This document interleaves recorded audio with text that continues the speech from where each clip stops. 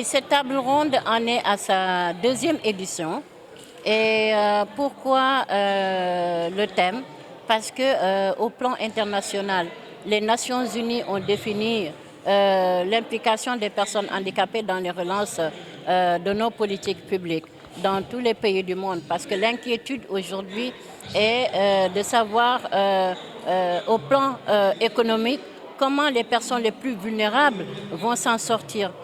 Nous savons qu'en Afrique, nos économies ne sont pas très solides et le nombre de personnes handicapées et aussi en situation de vulnérabilité est exponentiel.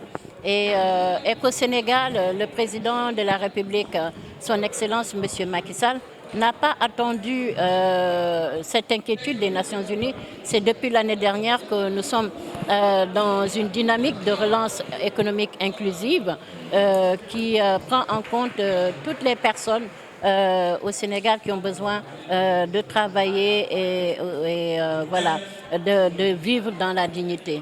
Et au niveau de la République aussi, à plus haut niveau, on est dans une dynamique économique communautaire qu'il faut booster, qu'il faut mettre en branle pour pouvoir booster nos économies communautaires, les économies des terroirs. Nous avons des terroirs très riches de leurs ressources naturelles et pour les valoriser, il faut au moins une éclosion des compétences pour pouvoir valoriser. Et pour cela aussi, il nous faut détruire les barrières pour pouvoir construire une économie structurante. Quelles sont les barrières? C'est le regard négatif envers les personnes handicapées. Ce sont des gens qui ont autant à prouver au plan national qu'international et les former, les valoriser et leur apporter tout ce dont ils ont besoin peut permettre à l'économie de notre pays d'avoir un souffle de plus par rapport à ça. Parce que la pandémie, elle n'est pas encore partie. Les Nations Unies ont parlé de post-Covid, mais on n'est pas encore en post-Covid. On est toujours dans la Covid et il faut une certaine résilience pour que tout le monde puisse s'en sortir. Ben, c'est effectif, justement.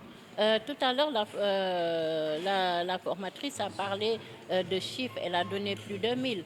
Rien que dans la région de Thiès, là où elle exerce le plus, elle est dans beaucoup d'autres régions, mais il y a plus de 800 personnes handicapées qui sont formées, qui produisent et certains ont pu même créer un petit, comme on le dit, un petit commerce et sont traiteurs et autres. Et ce qui est intéressant dans tout cela, elles valorisent nos produits naturels.